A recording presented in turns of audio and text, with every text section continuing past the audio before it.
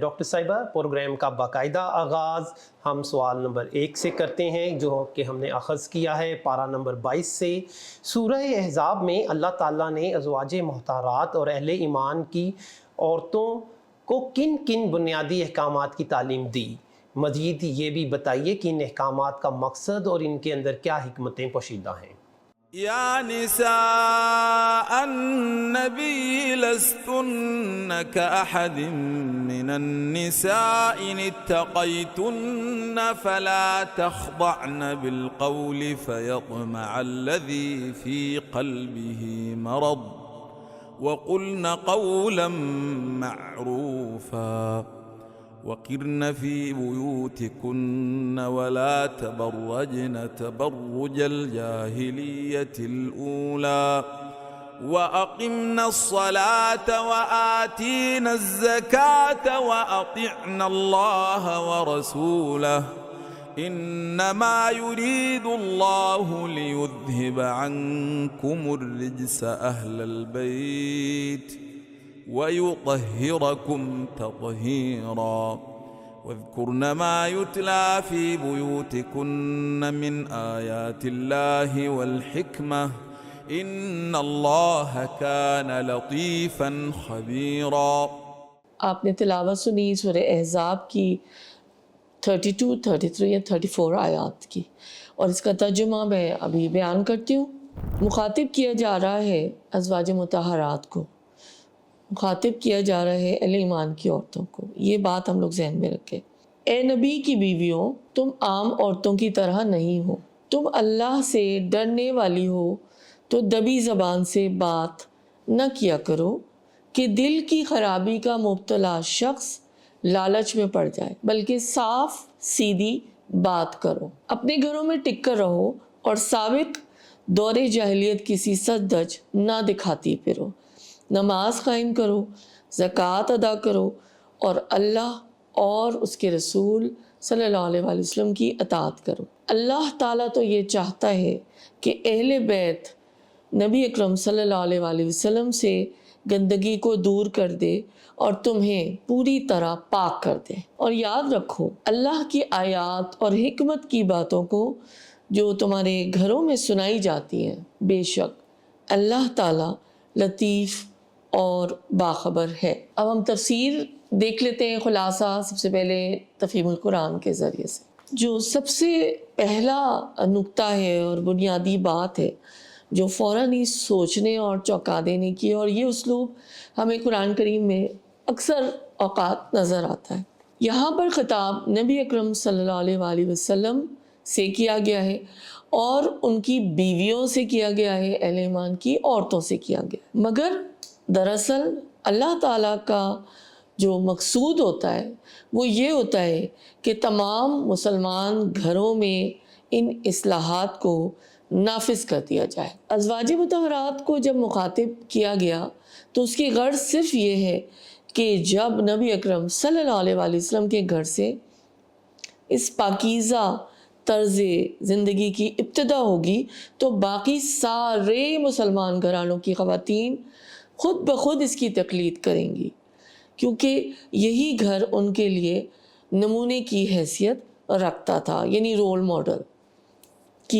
Model کی حیثیت ہے نا ہمارے لیے، ظاہر ہے اس گھرانے کی۔ یہ تو پہلی بات ہو گئی۔ جب ہم آیت کے ترجمے کے سیکوینس سے چلتے ہیں تو سیکنڈ پوائنٹ جو نوٹ کرنے کا یہ ہے کہ جو الفاظ آئیں وَقَرْنَ فِي بِيُوتِكُنَّ، گھروں میں ٹک کر رہنے کا حکم۔ لفظ ہے قرن، قرار سے ماخوذ ہے، تو مطلب کیا ہوا؟ قرار پکڑو، ٹک کر رہو، جم کر رہو۔ وقار، گریس جس کو ہم انگریزی میں کہتے ہیں، وقار سے ماخوذ ہو تو مطلب ہے سکون اور وقار کے ساتھ رہو۔ یعنی اللہ تعالیٰ یہاں پر ہم کو یہ بتانا چاہ رہے ہیں کہ عورت کا اصل دائرہ عمل گھر ہے، اپنا گھر ہے، باہر صرف ضرورت کے وقت جانا ہے۔ عورت اللہ کی رحمت سے قریب تر اپنے گھر میں ہوتی ہے اور باحفاظت بھی ہوتی ہے، بلا ضرورت گھر سے نہ نکلا جائے۔ ترمذی کی ایک حدیث مختصر سی کوٹ کروں گی. آپ صلی اللہ علیہ وسلم نے فرمایا جب عورت اکیلی گھر سے نکلتی ہے تو شیطان اس کو طاقتا ہے, یعنی اپنا آلائے کار بناتا ہے. تھرڈ پوائنٹ جو ان آیات میں ہمیں مل رہا ہے جو غور و فکر کے لیے, عورت کے بیرون خانہ کام اور جدید طرز عمل. مولانا مودودی رحمۃ اللہ علیہ کا یہ موقف ہے کہ اللہ کا واضح حکم آ جانے کے بعد اس بات کی آخر کیا گنجائش ہے کہ مسلمان عورتیں کونسلوں اور پارلیمنٹس کی ممبر بنیں, بیرون خانہ کی سوشل سرگرمیوں میں دوڑتی پھریں, سرکاری دفتروں میں مردوں کے شانہ بشانہ کام کریں, کالجوں میں لڑکوں کے ساتھ تعلیم پائیں, مردانہ ہسپتالوں میں نرسنگ کی خدمات انجام دیں, ہوائی جہازوں اور ریل کاروں میں مسافر نوازی ایئر ہوسٹس کے لیے استعمال کی جائے, اور تعلیم و تربیت کے لیے امریکہ اور انگلستان اکیلی چلی جائیں. یہ سب اسلامی نقطۂ نظر کے خلاف ہے. حضرت عائشہ رضی اللہ تعالیٰ عنہ جنگ جمل میں جب شریک ہوئیں, لیکن بعد میں جب وہ اس آیت کی تلاوت کرتی تھیں تو رو پڑتی تھیں اور اپنی شرکت کو اپنی غلطی سمجھتی تھیں. فورتھ پوائنٹ ہے تبرج, سچ دھج دکھانا اور جاہلیت اولا. تبرج کے کیا معنی ہے؟ عربی زبان میں تبرج کے معنی ہے ابھرنے اور کھل کر سامنے آنے کے. ہر ظاہر چیز کے لیے عربی زبان میں لفظ برج استعمال ہوتا ہے, جو تبرج کے اندر یعنی اس کا لفظ روٹ ورڈ چھپا ہوا ہے. جو سیل بوٹس ہوتی ہیں, بادبانی کشتیاں, اس کے لیے بارجہ کا بھی لفظ استعمال ہوتا ہے, جیسے اس کے بادبان سیلز وغیرہ جو اس کی شپس میں نظر آتی ہے نا. عورت کے لیے جب تبرج کا لفظ استعمال کیا جائے گا تو اس کے 3 مطلب ہیں.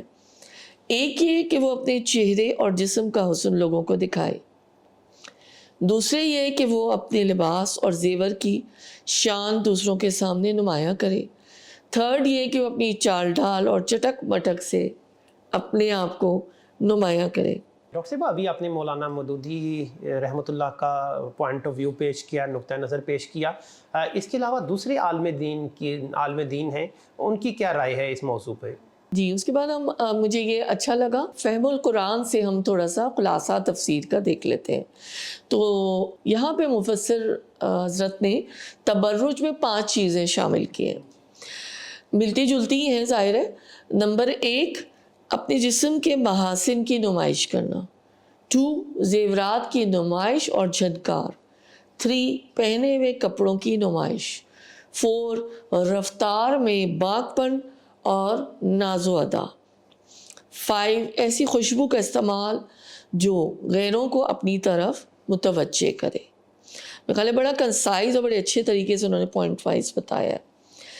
اسی طرح اور بھی مزید صحابہ ہیں, بہت سارا مٹیریل ہے میرے پاس, لیکن چونکہ وقت کم ہے اس کو میں اب مختصر اس کی طرف جاؤں گی, بات کو سمیٹوں گی کہ کیسے یہ مولانا بتا رہے. جاہلیت میری اگلی ہیڈنگ یا نقطہ جو سمجھنے کا جو آیت میں آیا تھا, جاہلیت کیا ہے؟ قرآن میں مختلف مقامات پر جاہلیت کا مطلب غیر اسلامی رویہ ہے. میں سننے والوں سے درخواست کروں گی کہ اس کے اوپر توجہ دیں.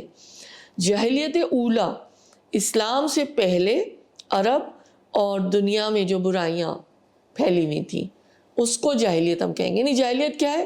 اسلام کی ضد. مولانا مودودی کی مارکت العرا تصنیف جدید جاہلیت, یقیناً احمد صاحب آپ نے اس کا مطالعہ کیا ہوگا.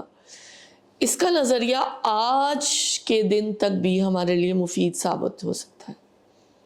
ہم جانتے ہیں کہ جو احکام اسلام لے کر آیا وہی علم, روشنی, نور اور اجالا ہے. جاہلیت جو اسلام کی عین ضد ہے, اس میں سوائے اندھیرے, ظلمت اور بربادی کے کچھ نہیں. عورت کو حکم ہے کہ اللہ تعالیٰ جس طرز عمل سے عورتوں کو روکنا چاہتا ہے وہ ان کا اپنے حسن کی نمائش کرتے ہوئے گھروں سے باہر نکلنا ہے. اور انہوں نے تقریباً ملتا جلتا ہی ان کا موقف ہے فہم القرآن میں کہ گھروں میں ٹک کر رہو, تمہارا اصل کام گھر میں, یعنی تمہاری ذمہ داری گھر کو سنبھالنا, اولاد کی پرورش اور دیگر معاملات کو ادا کرنا ہے, نہ کہ تمہارا جو فوکس ہونا چاہیے وہ گھر سے باہر ہو۔ آگے وہ لکھتے ہیں کہ اگر باہر نکلنے کی ضرورت پیش آ جائے تو اس شان کے ساتھ نہ نکلو جس کے ساتھ سابق دور جاہلیت میں عورتیں نکلا کرتی تھیں، یا آج بھی ہم اس کو ابھی اپلائی ظاہر ہر آیت کو ہم کرنا چاہتے ہیں۔ بن ٹھن کر نکلنا، چہرے اور جسم کے حسن کو زیب و زینت اور چست لباس یا عریہ لباسوں سے نمایاں کرنا، اور ناز و ادا سے چلنا ایک مسلم معاشرے کی عورتوں کا کام نہیں ہے۔ یہ جاہلیت کے طور طریقے ہیں جو اسلام میں ہرگز نہیں چل سکتے۔ آخری جملہ اسی فہم القرآن سے میں یہ بتاؤں گی، کتنا اچھا انہوں نے لکھا ہے۔ اب یہ بات ہر شخص خود دیکھ سکتا ہے کہ جو ثقافت، کلچر ہمارے ہاں رائج کی جا رہی ہے وہ قرآن کے روح سے اسلام کی ثقافت ہے یا جاہلیت کی ثقافت ہے۔ پانچواں نقطہ ہے اہل بیت کی تطہیر۔ یہاں اہل بیت سے مراد نبی اکرم صلی اللہ علیہ وسلم کی بیویاں ہیں۔ حضرت عائشہ بیان کرتی ہیں کہ نبی اکرم صلی اللہ علیہ وسلم نے حضرت علی رضی اللہ تعالیٰ عنہ، حضرت فاطمہ رضی اللہ تعالیٰ عنہ، حضرت حسن رضی اللہ تعالیٰ عنہ اور حضرت حسین رضی اللہ تعالیٰ عنہ پر چادر ڈال کر دعا کی، الہی یہ میرے اہل بیت ہیں۔ حضرت عائشہ رضی اللہ تعالیٰ عنہ اور حضرت ام سلمہ رضی اللہ تعالیٰ عنہ نے پوچھا کہ کیا ہم اس میں شامل نہیں ہیں؟ آپ نے فرمایا تم تو ہو ہی، یعنی بیویاں تو اہل بیت میں پہلے سے ہی شامل ہیں۔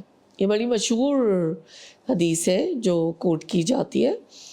بہرحال مقصد یہ ہے کہ جو اہل بیت کی تطہیر، پاکیزگی، یہ جو تھا موٹو تھا کہ ان کو پاک کرنا تھا۔ تبلیغ دین میں ازواج کا کردار آیت 34 میں وَاذْکُرْنَ کا لفظ آیا جس کے معنی ہے یاد رکھو اور یا پھر بیان کرو۔ پہلے معنی کے لحاظ سے یہ کہ اے نبی کی بیویوں تم یہ بات کبھی بھی فراموش نہ کرنا کہ تمہارا گھر وہ ہے جہاں سے دنیا بھر کو آیات الہی اور حکمت و دانائی کی تعلیم دی جاتی ہے، اس لیے تمہاری ذمہ داری بڑی سخت ہے۔ کہیں ایسا نہ ہو کہ اسی گھر میں، نبی اکرم کے گھر میں، لوگ جاہلیت کے نمونے دیکھنے لگے۔ دوسری معنی یہ ہے کہ نبی کی بیویوں جو کچھ تم سنو اور دیکھو اسے لوگوں کے سامنے بیان کرتی رہو، کیونکہ رسول کے ساتھ ہر وقت کی معاشرت سے بہت ساری ہدایات تمہارے علم میں ایسی آئیں گی جو تمہارے سوا کسی اور ذریعے سے لوگوں کو معلوم نہ ہو سکیں گی۔ 7 پوائنٹ اس آیت سے جو ہم نے نکالا ہے کہ آیات اللہ کی اور حکمت۔ حکمت کا لفظ وسیع ہے، تمام دانائی کی باتیں جو نبی اکرم صلی اللہ علیہ وسلم لوگوں کو سکھاتے تھے۔ اس میں جو میں نے اس پہ کافی غور کیا کہ یہ جو لفظ ہے حکمت کا، اس سے مراد اللہ کی آیات یعنی کتاب اللہ کی تعلیمات تو ہے ہی۔